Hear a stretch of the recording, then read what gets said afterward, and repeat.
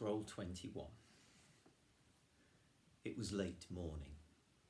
A hot June had become an even hotter July. The week before, the Emperor Vespasian had passed away with the words, "Oh dear, I think I'm becoming a god." His son Titus had succeeded him quietly and without bloodshed, much to the relief of all. Flavia's father had already commissioned a sculpture of the young emperor to join the bust of Vespasian in the study.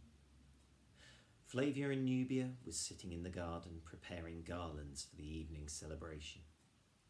The girls bent their heads, one fair and one dark, over their work. A cool breeze touched Flavia's hair and she brushed a strand from her eyes.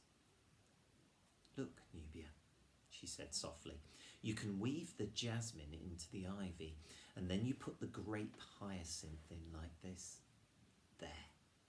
She put her finished garland beside her on the marble bench and counted on her fingers. "Let's see, how many will we need? One each for me, you and Jonathan. And Miriam's back now, so that's 4. One for my father and one for Dr. Mordecai, that's 6. And one for Claudius. Oh, and Aristo, that's 8. A good number, although 9 is the perfect number for a banquet." "Lupus?" asked Nubia quietly. "Why do you keep bringing him up?" Flavia scowled. "He ran away the night he tried to steal the gold, and he hasn't come back since. I'm not going to go chasing after a thief." "Oh, bollocks, now look what I've done." She put down the ruined garland and stared at it absently. Scuto, lying at their feet, pricked up his ears, lifted his head from his paws, and gazed towards the front of the house. Then he uttered a loud bark. "That'll be Jonathan," said Flavia. She pushed the glossy piles of ivy and jasmine off her lap and followed Scuto out of the garden and into the atrium. Codex was just opening the door. Flavia ran forward to greet her friend. "Hello, Jonathan." "Oh, hello, Dr. Mordecai." Jonathan's father entered behind his son. "Father has something he wants to say to us." Jonathan rolled his eyes. "Won't tell me exactly what it is yet." "Is Nubia here?" asked Mordecai pleasantly. He was wearing a pale blue turban and a white robe, and Flavia thought the colours made him look milder than usual. "Yes, she's in the garden. We're making garlands. Please come through." She led the way into the garden and then ran to get 2 chairs. As she passed the open door of the kitchen, she whispered, "Alma, could you bring us some peach juice?" "Of course, dear," her old nurse replied. "I'll be there in a minute." Flavia set the chairs by the bench and they all sat down. The 3 friends looked at Mordecai and he looked back with his heavy-lidded eyes. The fountain splashed and a bird repeated the same clear note high in the fig tree. Nervously, Flavia picked at a strand of ivy. Mordecai cleared his throat. "Miriam and Jonathan and I are very honoured to have been invited to your father's homecoming dinner this evening," he began. "Even though he's been home for 3 days now," broke in Flavia and then bit her lower lip. "Yes," smiled Mordecai. He cleared his throat again. "However, I was sad to hear from Jonathan that you haven't invited Lupus." Flavia stared at Mordecai with open mouth for a moment before she remembered herself and closed it. Then she shot a glare at Jonathan, but he was gazing bleakly at Scuto, who lay panting at their feet. "Lupus tried to steal from us," was all she could say in her defence. "That's why he wanted to spend the night here. He betrayed us." "Flavia," Mordecai twisted a gold ring on his finger.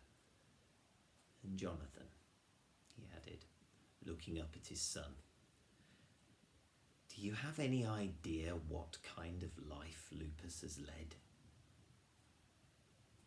No, admitted Flavia, hanging her head. Jonathan just shook his head miserably.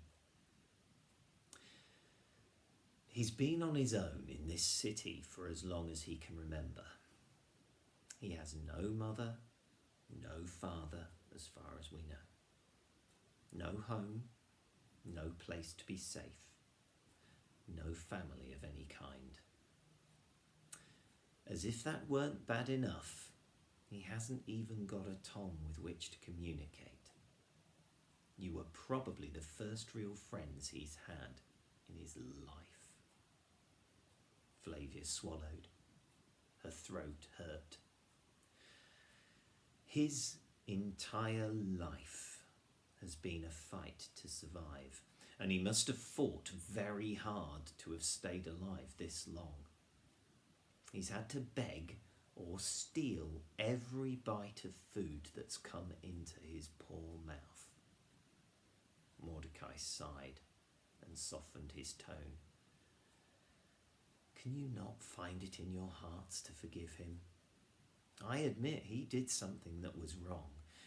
He was tempted to steal, and he gave in to that temptation. But haven't you ever given in to temptation? Haven't you ever done anything wrong? Neither of them spoke. Jonathan, you broke your promise to me the day you were almost kidnapped. You promised you would stay on this street. Flavia, your father told you never to go into the graveyard, but you have gone there repeatedly. You know what you did was wrong, don't you? Flavia nodded and then blurted out, What about Nubia? You haven't said anything to her. She immediately regretted saying such a spiteful thing and bit her lip. But Mordecai surprised her by saying, You're right, Flavia. I'm sure Nubia has done things in her life that she's ashamed of. Nubia raised her head and nodded. Her eyes were full of tears. Well, said Mordecai gently, our faith tells and teaches that if you say sorry to God for the wrong things you have done, and if you forgive the people who have done wrong things to you, you will be forgiven. Would you like that? Nubia and Jonathan nodded immediately. After a moment, Flavia did too. It sounded suspiciously easy. Are you sorry for all the wrong things you've done? Asked Mordecai. They all nodded this time. Then say sorry to God. How? Asked Flavia. Jonathan, said his father. Jonathan closed his eyes and said, I'm sorry for all the wrong things I've done, Lord, and then added, Amen. Straight away, Nubia closed her eyes and imitated Jonathan. I'm sorry for wrong things also. Amen. What does amen mean? Flavia asked cautiously. It's like saying, I really mean it, said Mordecai with a smile. Flavia closed her eyes and tried to imagine which God she was speaking to. Finally, she settled on the beardless shepherd with a lamb over his shoulders. I'm sorry for all the wrong things I've done, she whispered to him, and then added, Amen. When she opened her eyes a moment later, she felt lighter somehow. And now, said Mordecai, will you forgive Lupus? They all nodded. Then what are you doing, sitting here? Get down to the forum and find him and invite him to your party. The three of them jumped up and began to run for the door. Wait, said Mordecai. They all ran back. Mordecai slipped Jonathan some coins. You'd better take him to the baths again. Yes, father, Jonathan grinned, and they all charged off toward the door. "Wait!" cried Mordecai. They all ran back again. "You'd better take Codex and Scuto with you this time." "Yes, Dr. Mordecai." Flavia nodded vigorously, while Nubia ran to get Scuto's lead. "Wait!" shouted Mordecai. They all ran back. "Who's going to drink all this peach juice?" he asked, gesturing at Alma coming towards them with a tray. "You are," they all laughed and ran out of the garden. It was a perfect summer evening. The warmth of the late afternoon sun had released all the scents of the garden, and a sea breeze touched the leaves just enough to make them tremble. The sky was lavender and the garden was deep green, filled with cool shadows.